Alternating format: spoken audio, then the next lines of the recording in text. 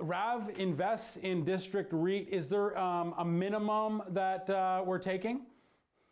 Yeah, so I think our minimum investment there is 10,000. So it's a small investment amount. It's not astronomical, so it's affordable to a lot of different people. But what I do want to mention is our REIT. So it's a private REIT. It's not a public REIT. So private is where the money is made. We're not dictated by the markets, the stock markets and things like that. We're dictated by the real values in the industry.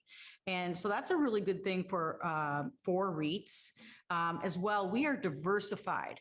So diversified meaning we can do mortgage investments, we can do industrial, storage, commercial, whatever we think we can best increase value and create value in real estate.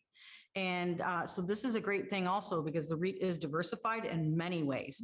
Like, for example, if we didn't have the opportunity to build, we would have to go out today and look for property, and you can't find real estate today that cash flows. You're buying now, people are buying properties at a 3% cap rate. And you know, there's no cash flow left there. So how does any REIT distribute cash flow to their investors on a monthly basis if the properties aren't making any cash flow? So we have a mortgage arm to this. So we can lend the money into mortgage investments, increase the return and the yield, and that's what we're experts in. So we have a lot of that available, and therefore we can distribute really nice returns to our investors.